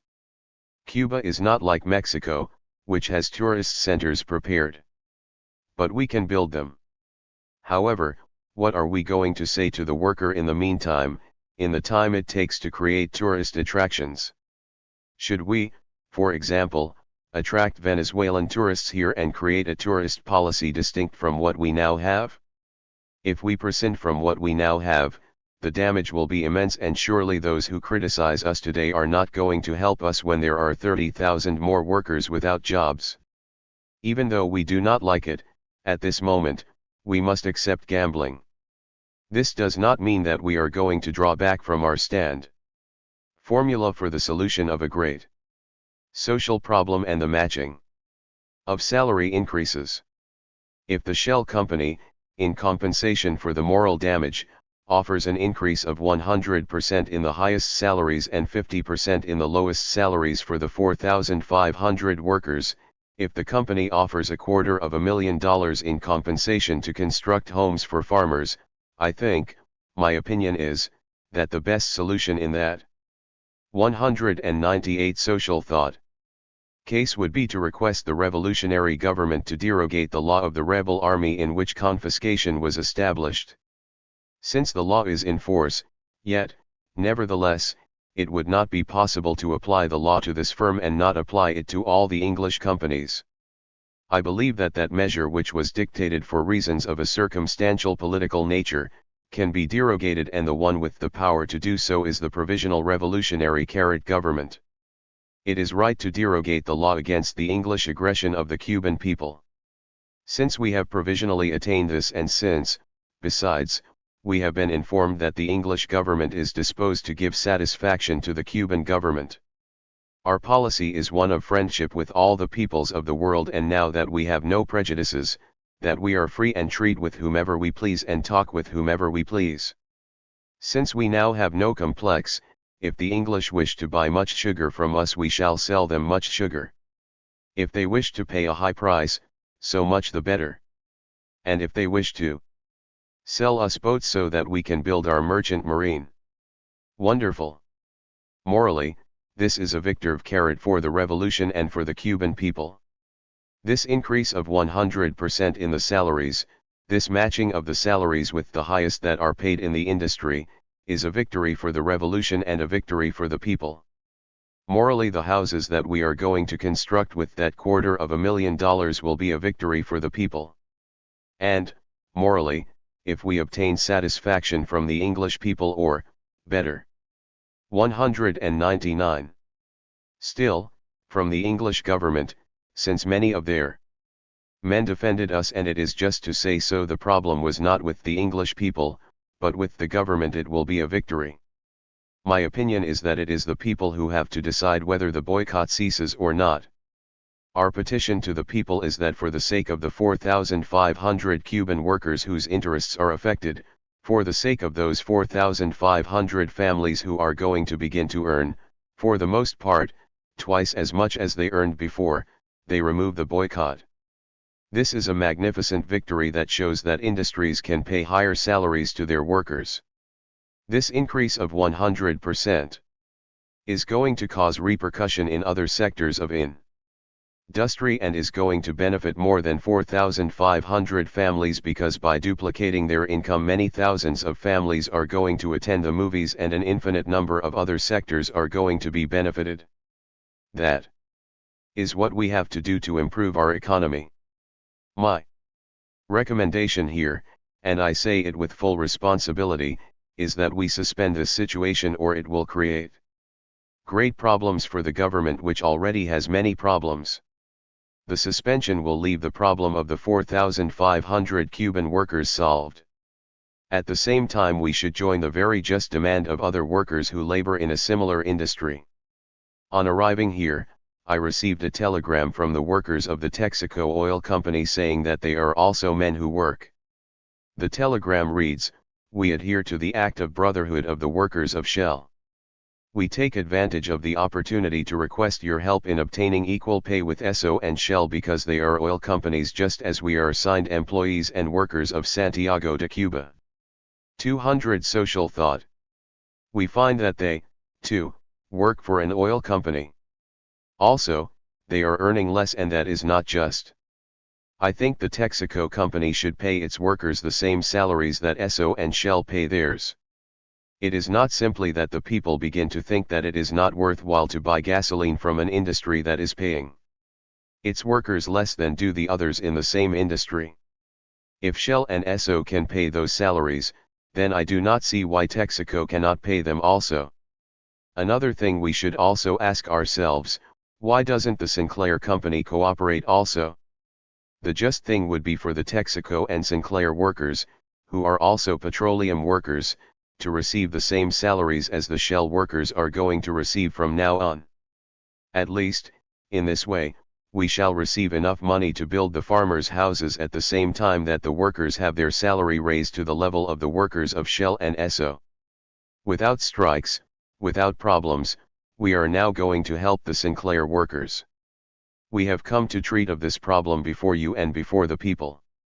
We hope that the people, who are intelligent, who know our problems, who understand that we cannot drown we carrot elves in a sea of difficulties, who know that we must go forward and show that it is not true that certain trusts are going to benefit from the sacrifice of the workers of the Shell company. What interests me here, I say without keeping anything back. What interests me is the protection of those 4,500 workers, and for that reason I am here. I think that the solutions offered will permit us to seek an answer which will prove beneficial to the country.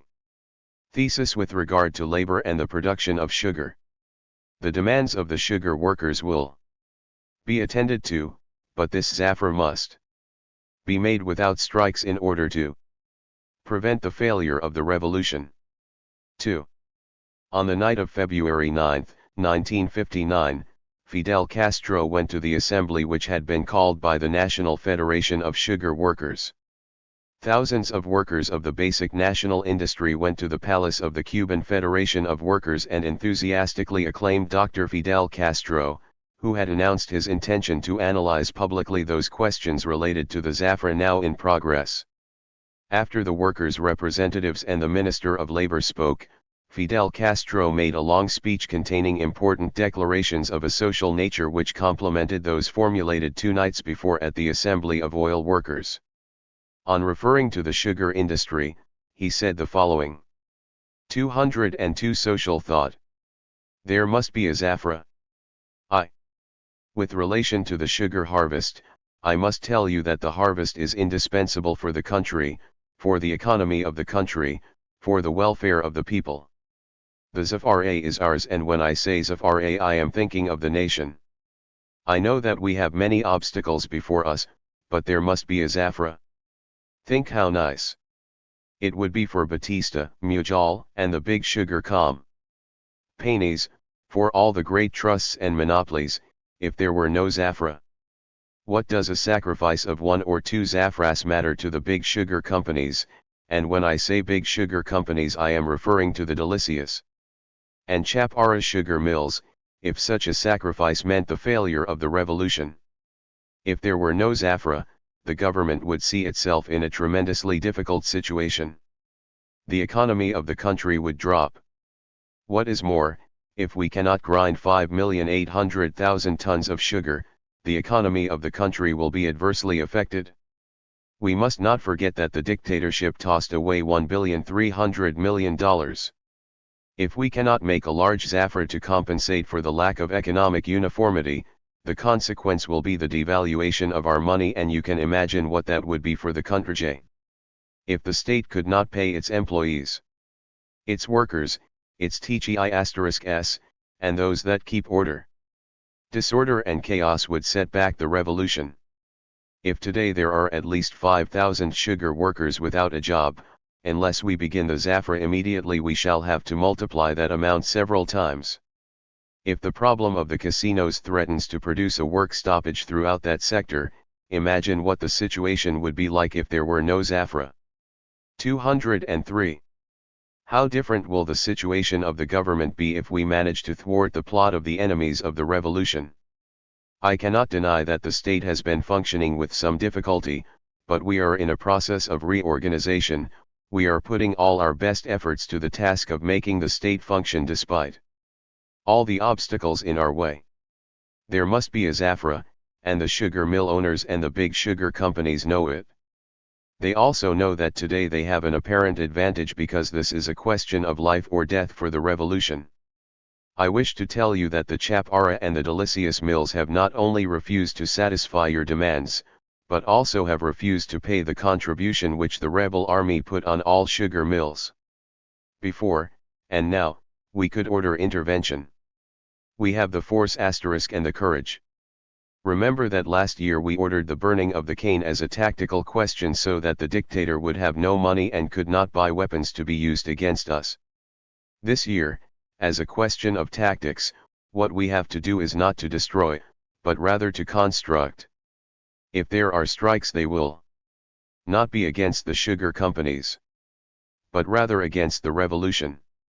I do not want the workers of the Chaparra and the Delicious mills to think that I have no interest in solving their problem. During my trip to Orient, I learned of the conflict which had arisen in those mills. 204 Social thought. I have always tried to help the workers and I have respected the opinion of all. I am only a revolutionary, placed in my post because I enjoy the trust of the greater part of your compatriots. I wish to tell you that I have my opinion as to how and when to solve these problems. Perhaps those companies want us to take them over. Especially at this time when there is so much to do for the revolution. Everybody knows how easy it would be for us to send a platoon or a company to take those mills. But I would like you to tell me if at this time we can take those measures. They have a plan to provoke us. They want to justify an armed intervention by the United States on the pretext that we have taken over North American in terrorists. When we were in the Sierra, we learned of the machinations of the tyranny, in concert with element of the Department of State, to propitiate an intervention in our country, but we refused to let ourselves be embroiled in those maneuvers. If you strike, whom will you place in a difficult position? Not the sugar company, but us, and with us, the revolution. That does not mean that we are becoming soft about the Chapara and Delicious mills. It means that they have an advantage at this time, but within 4 or 5 months the advantage will be ours. They think that we are a small and cowardly nation, and that we have to give in to their caprices and insolence. They think that we are stupid and that we are going to fall into the trap of taking the measures they want us to take. But they are wrong. Social TFA 206. The workers' demands are just. But they can be postponed. Right here in Havana we have seen how the big hotels wish to lay off hundreds of workers. Some of them have even cancelled tourist excursions. This shows the interest the gangsters and those who were thrown out of office have in destroying the revolution and preparing the return of the tyranny. And I ask, should we follow their strategy or ours? I am going to outline the strategy one consider correct.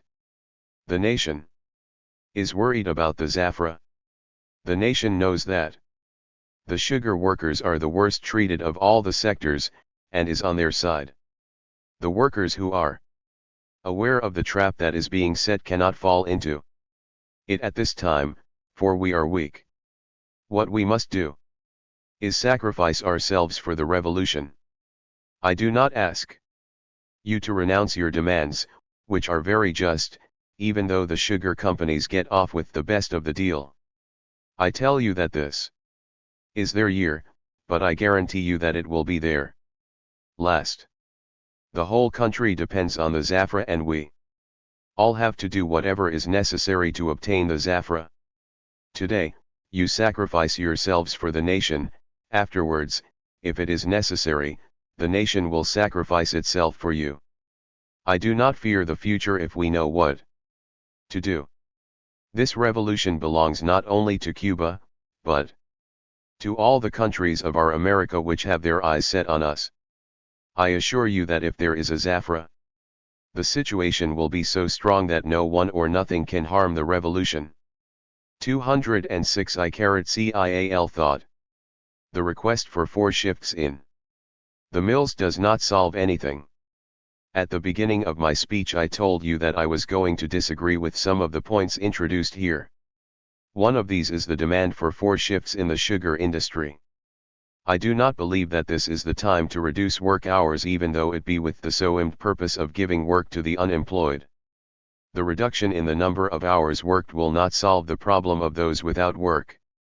It appears to be a desperate measure in which we think that to solve this problem we should incur in a foolish, desperate measure such as that without having evolved industrially and without having mechanized the industry. We are convinced that in the long run the Cuban state will have to solve the question in favor of the great majority, and that it has to solve the problem even though it means acquiring the sugar mills. Therefore, you and I have to think not about immediate solutions, but rather final solutions. This is a war without bullets, but it is very similar to the one we waged in the Sierra Maestra. I remember that on April 9 we had to regroup and reunite all our objectives and make an inventory of all the elements we had in order to oppose the government. When the NMJ has the advantage, the thing to do is to regroup in order to organize the attack. That is what we have to do at this time. I consider that in a period of less than 5 years, the 700,000 unemployed VN.LL be working, and I almost dare to assure you that our country will lack workers. 207. In a period of 3 years, we shall give work to more than 60,000 workers in our Institute for Homes and Savings. Both sides, the revolutionary agrarian reform will absorb all those without work. I am sure that the sugar companies are more worried about the agrarian reform without latifundiums than they are about the demands of the sugar workers. No one can stop the revolution. I do not ask the workers to renounce their demands. What I say is that if we give those companies an excuse, the people will not say we are right, and they may blame us for following an inadequate policy. Especially at this time the revolution will go as far as necessary, but it will not be when the sugar companies wish us to act, but rather when we consider the action necessary. If the war was won, it was won because there was one sole command, one strategy, and we marched together. There must be absolute union between the people and us if we are to triumph. Convinced as I am that although today this means a sacrifice, I assume the responsibility for this attitude, for I know that tomorrow it will give the triumph to the revolution, and the triumph of the revolution is the triumph of the working class and of the people. We all have to sacrifice ourselves, and I am going to propose here that all the government workers who receive salaries of more than $250 reduce their salaries by 30% until the sugar workers receive a 30% increase in their salaries. We should all sacrifice our 208 social thought selves, and the rebel army has given the example. This month the men have not collected their salary. For that reason I make this request of the government workers, since this government should give the people an example of greater disinterest. I do not wish to promise anything. However, I will tell you that as many revolutionary laws as may be necessary will be enacted.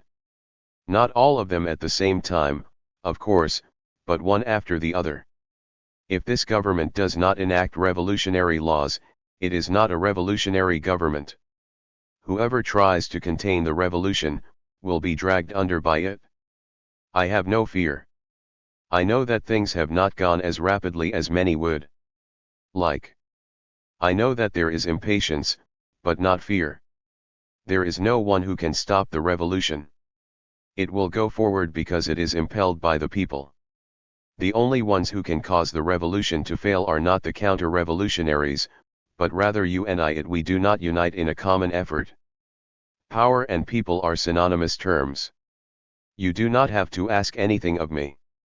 Nothing can beat us if we follow a correct policy. Therefore, we should tell the nation that in order to consolidate the revolution, the Zafra will be made in spite of all the intransigencies. 3 basic and essential watchwords for Cuba at this time. Tonight, I want to take advantage of this occasion and launch 3 watchwords. First, there will be a Zafra. Second, all of us will consume national products in order to protect our industry and save interruation. 209. Exchange, for these things will help us consolidate the revolution. Third, there will be an agrarian reform. The coming year we shall be able to dispute with the advantage on our side. If you wish, the Zafra will be discussed 6 months before it is to begin. Then, what now seems to be a failure will be converted into a triumph. Besides, the elections in all the sugar unions, in order that you may freely choose your leaders, will be held as soon as the Zafra ends. Remember that the revolution means the end of all abuses, and remember also that we are not so defenseless. If the big companies defy us, we can take the sugar and sell it ourselves. Isn't the revolution in power? Tomorrow the nation will be grateful for the spirit of sacrifice of the sugar workers, and, as a guarantee for the fulfillment of the promises I have made here, you have our prestige. You know that we shall never lift a finger to betray the people. The hunger and the difficulties of today will be the hope of tomorrow. Appendix. The position of the revolution in the face of communism. On the occasion of his televised interview held on April 2, 1959, One of the newspapermen who formed the panel put the following question to Dr. Fidel Castro. Asterisk, do you not believe, Dr. Castro, that there exist in Cuba and abroad large sections of opinion which fear that there may be a growth of communism in our country? Dr. Fidel Castro fully replied to such an interesting question in the following terms. I am happy that you have asked me that case. Because this is a very fitting time to clarify that problem, which is fundamental, for that fear of the sections of opinion to which you allude is also fundamental even though those sectors are in the minority, especially since communism is the theme which is going to be used by the counter-revolution, since there is no other pretext of greater importance, to cause harm to Cuba, to agitate or to bring about the failure of our revolution. That fear that the minority seems to have that communism is growing in Cuba does not respond to reality. Frankly, I do not understand that fear because the United States and Russia exist and neither. 214 The position in the face of communism. OIE power or the other has died of fear. Besides, it is an /addent fact that communism coexists with other political parties in countries, as for example France, Italy, etc. Fear of the growth of communism. Why? For what reason if what has survived in this country has nothing to do with those fears? What has survived in this country is the recovery of political liberties, the recovery of the citizens' rights, of the press, of assembly, of writing, of thinking, and of speaking. That is what has been re-established in this country. Do these rights, the rights which everyone enjoys in Cuba today, mean that a growth of communism must come with them? Does it mean that it would be preferable to live as we lived under the regime of Batista? With everything censored, everyone oppressed, everyone persecuted rather than to live as the people of Cuba are living today? The communists simply have a newspaper. What do those people want? That we permit everyone except the communists to speak. Why? We protest that they do not permit us to speak when we are told to be quiet. Yet some wish to silence others and accuse the revolution of being communistic because it permits the communists to publish their paper as do the Marina, El Mundo, and all the other newspapers magazines which are published without censorship or stumbling blocks of any kind. Why do they wish to raise the ghost of communism simply because the communists are not persecuted if here no one is persecuted? To protest when we are persecuted and not when other parties are persecuted, to want us to persecute them because they are The position in the face of communism 215. Nists. To persecute the Catholic because he is Catholic, to persecute the Protestant because he is Protestant, to persecute the Mason because he is a Mason, and the Rotarian because he is a Rotarian, to persecute the Marina because it is a newspaper of the rightist tendency, another because it is of a leftist tendency, to persecute one because it is radical and of the extreme right, and another, because it is of the extreme left is something I cannot conceive, nor shall I do it nor will the revolution do it. The democratic thing to do is do what we are doing, to respect all ideas. Those who speak of democracy should begin by learning in what respect for all ideas, for all creeds, consists, in what liberty and the rights of others consists. And, frankly, we respect everyone, we persecute no one. That is our democratic principle. Those who do not practice this principle are not democrats, and the wish to impose those rules on the people is even less democratic. In the United States itself, there is a communist newspaper, there are communistic organizations. What do they want us to do? Close newspapers, persecute ideas? No sir. I say absolutely not. If to think as I do is to be a communist, they can call me a communist because I have acted as I believed, and I have acted in the spirit of liberty, of justice, and of respect for others. I think that I have thought and acted as the majority of the Cuban people would, that I have thought and acted in a spirit of justice and with respect for others. I make no distinctions, and as a member of the government I must have an equal respect for all ideas, for all creeds, even though they are not mine, a respect for everyone's rights, because here giving rights to some and persecuting others has 216 The position in the face of communism. Been called democracy. The other day there was a debate on the radio between Catholics and communists. They were discussing ideas. To discuss ideas reasonably, in the public eye, is the way things should be discussed. It is another thing to impose ideas by force, to want to impose ideas using force instead of reason. I wish everyone to preach his own doctrine, that some preach one thing and others something else. Here, some want us to persecute the communist newspaper and close it. But when the government begins by closing one newspaper, no newspaper can feel safe. When the government begins to persecute a man for his political ideas, no one can feel safe. When the government begins to restrict, democracy is a right for some as well as others. Let all discuss their theories, their preachings. Let all write, let all argue, for man is reason, not force. Man is intelligence, not imposition. He is not caprice. Let him speak, let him argue. What we are seeking is a liberty wherein all ideas are discussed, where everyone has a right to think, freedom to write, freedom to assemble for all licit and legal acts. Isn't that the ideal world?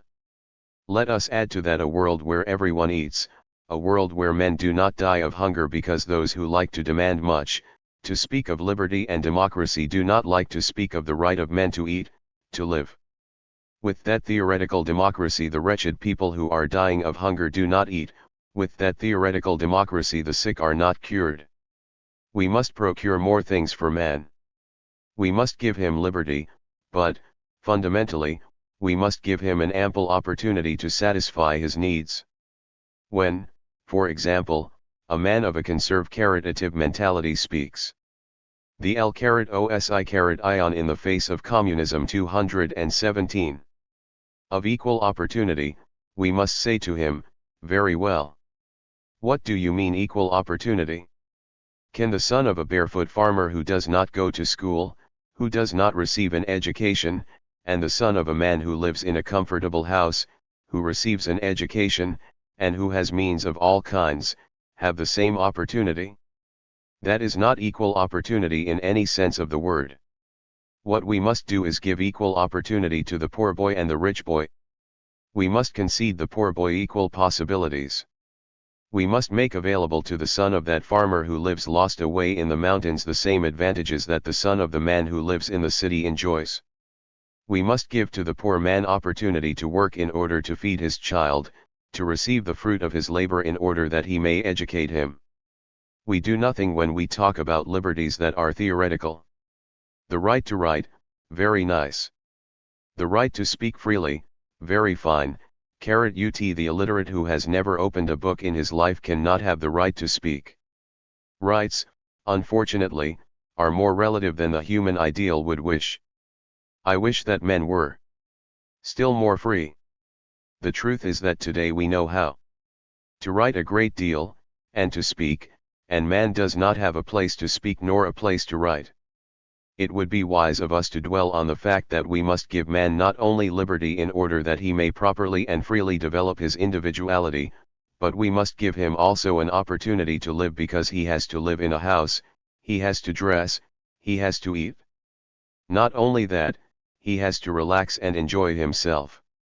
The ideal politico-philosophical theory is that which gives to man all the freedoms and, besides, makes it 218 the position in the face of communism possible for him to satisfy his material needs. That is our evolutionary doctrine. Do you want me to tell you what the rest is? Pretexts. Aren't we here speaking of communism? Afterwards, some will say that since we do not shoot the communists and do not close the newspaper, we are communists, that we are traitors to our country, that it is right for foreign mercenaries to come here to destroy the country. There we begin and there we end. That is the root of the counter-revolution. The strategy of the counter-revolution is to create problems for us among the vady masses whom we have been trying to help find a better future, to block our measures, to create unemployment while we do all we can to decrease it. In that campaign, The counter. Revolutionists have already begun to say that the happenings in Cuba are similar to those of Guatemala in order to make it appear that what happened there is happening here. It would be a lamentable error. For the situations are different. There is no possible point of comparison. In this republic, in this country of ours, we know what sad days are and we do not want to forget them. We know of sacrifices, of sleepless nights, of endless physical effort. We know what adversity is, and we know of defeats and also, at the end, of victory. I know the men of home make up the rebel army today. Our opponents do not know the people of Cuba. And I tell you now that here in Cuba it would be a mistake to make errors of this type. There is not the slightest resemblance between one thing and the other. If in that country those who fought had to leave betrayed by the military caste, because there as everywhere they've abandoned the constitutional the position in the face of communism 219 government and ran away, here, we have the soldiers of the rebel army, men who know how to die fighting in defense of their land. It would be well for those who think that with that campaign they are going to recover their privileges and their power with the aid of foreigners not to think that it is going to be a pushover and that the people of Cuba can be imposed upon easily because possibly all their plans will turn out bad. Let there be no mistake about it, for in defense of our country and of the Cuban evolution we are willing to make whatever sacrifices may be necessary and to die to the last man.